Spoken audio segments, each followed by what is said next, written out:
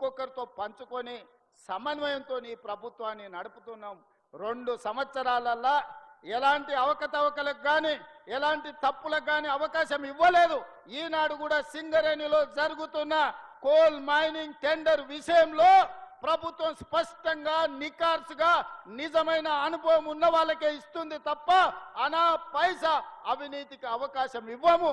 దయచేసి నా సహచర మంత్రుల మీద వార్తలు రాసే ముందు నాతో వివరణ తీసుకోవాల్సిందిగా నేను పెద్దలకు విజ్ఞప్తి చేస్తున్నా. మిత్రులారా, ఈనాడు ఖమ్మం జిల్లా ప్రజలు తెలివైనోళ్ళు. ఖమ్మం జిల్లా ప్రజలు పోరాటానికి ప్రతిరూపం. 2014లో మీరు గుర్తించరు, బీఆర్ఎస్కి ఒకటే సీట్ ఇచ్చారు.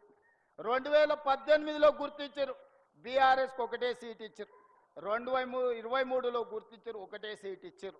మొన్న జరిగిన సర్పంచ్ ఎన్నికల్లో 1130 గ్రామ పంచాయతీలు ఉంటే 791 గ్రామ పంచాయతీలను గెలిపించి 71% కాంగ్రెస్ పార్టీకి అండగా నిలబడి కాంగ్రెస్ పార్టీకి ఖమ్మం జిల్లా కంచుకోటని నిరూపించిన ఖమ్మం జిల్లా కాంగ్రెస్ పార్టీ కార్యకర్తలకు నేను మనస్ఫూర్తిగా అభినందనలు తెలియజేస్తూ రాబోయే మున్సిపల్ ఎన్నికల్లో కూడా మీ చెమటను, మీ రక్తాన్ని చెమటగా మార్చి కాంగ్రెస్ పార్టీ జెండాను ఎగరేయాలి. చిన్న చిన్న విషయాలు ఏమున్నా అంతర్గత సమావేశాలలో మాట్లాడుకోవాలి. పార్టీకి అవసరమైన సూచనలు సలహాలు ఇవ్వాలి. పార్టీ ఒక నిర్ణయం తీసుకొని జిల్లా పార్టీ అధ్యక్షులు, రాష్ట్ర పార్టీ అధ్యక్షుడు ఎవరికి బీఫామ్ ఇస్తే వాళ్ళ గెలుపు కోసం పనిచేయాలి. భిన్న అభిప్రాయాలు ఉండొచ్చు, భిన్న అభిప్రాయాలు భేదాభిప్రాయాలుగా మారొద్దు. కొన్నిసార్లు అవకాశం ఆలస్యంగా వస్తుంది, కొన్నిసార్లు అనుకోకుండా అదృష్టం కలిసి వస్తే కొన్నిసార్లు తొందరగా కూడా వస్తుంది. నాకు అదృష్టం కలిసి వచ్చింది. నాకంటే పెద్ద పెద్ద వాళ్ళ అనుభవం ఉన్న వాళ్ళు ఇక్కడ ఉన్నారు. కానీ ఏ మంత్రి పదవి చేపట్టకుండానే 17 సంవత్సరాలు రాజకీయ జీవితంలో 18వ సంవత్సరంలోకి అడుగుపెట్టే సమయానికే తెలంగాణ రాష్ట్రానికి ముఖ్యమంత్రి బాధ్యత. కష్టంను నమ్ముకొని క్రమశిక్షణతో పార్టీకి పనిచేస్తే పార్టీ ఇవాళ తెలంగాణ రాష్ట్ర ముఖ్యమంత్రిగా శ్రీమతి సోనియా గాంధీ, రాహుల్ గాంధీ, మల్లికార్జున్ ఖర్గే గారు అవకాశం ఇచ్చారు. నాకంటే అనుభవం ఉన్న వాళ్ళు ఉన్నా పార్టీ నిర్ణయం తీసుకున్నది కాబట్టి వాళ్ళందరూ సంపూర్ణంగా సహకరించి నాకు మంత్రిగా అనుభవం లేకపోయినా ప్రభుత్వం నడపడంలో సంపూర్ణమైన సహకారాన్ని అందించి ఈరోజు దిగ్విజయంగా 2 సంవత్సరాల పరిపాలనను పూర్తి చేసుకున్నాం. అందుకే మిత్రులారా, క్రియాశీలక కార్యకర్తలకు, కాంగ్రెస్ నాయకులకు నాకు విజ్ఞప్తి ఒకటే. రేపు జరగబోయే మున్సిపల్ ఎన్నికలలో ఖమ్మం జిల్లా 100% కాంగ్రెస్ పార్టీ జెండా ఎగరాలి, బీఆర్ఎస్ను బొందబెట్టాలి. బీజేపీ అయితే ఆనమాలు కూడా ఖమ్మం జిల్లాలో లేవు. ఎక్కడ కూడా ఏకలింగం తోకలింగం కూడా బీజేపీ వాళ్ళు ఖమ్మంలోకి మీరు రానియలే. మీరు తెలివి కల్లోలు. అందుకే బీజేపీని రాజ్యాంగానికి ప్రమాదం పొంచి ఉందని మొదటి నుంచి ఖమ్మం జిల్లాలో బీజేపీని నిషేధించిండ్రు. ఆ నిషేధం భవిష్యత్తులో కూడా కొనసాగుతుందని నేను విశ్వసిస్తున్నా. కాకపోతే మారీచులు మళ్ళా బయలుదేరిండ్రు. శివరాసన్లు నిన్నమన్ననే మీటింగులు పెట్టిర్రు ఖమ్మంలో. శివరాసన్ మాటలు నమ్మో, మారీచుడి మారువేషంలో వచ్చినోని నమ్మో, ఒకటో ఆరో అక్కడ ఇక్కడ తులసి వనంలో గంజాయి మొక్కల్లాగా ఎవరన్నా గెలిపిస్తారంటే గెలిచినోడు మళ్ళీ మీ కాళ్ళల్లో కట్టబెట్టి ఖమ్మంకు వచ్చే ప్రాజెక్టులను నిలిపివేసే ప్రమాదం ఉన్నది.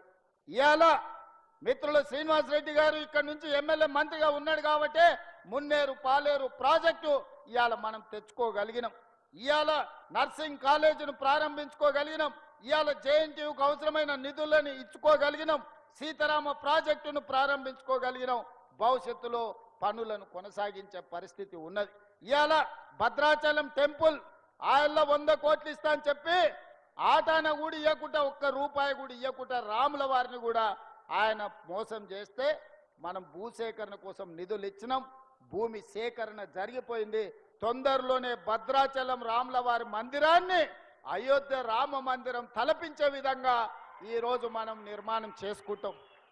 వాటికి అవసరమైన నిధులను మంజూరు చేసే బాధ్యత మా అందరి మీద ఉన్నది.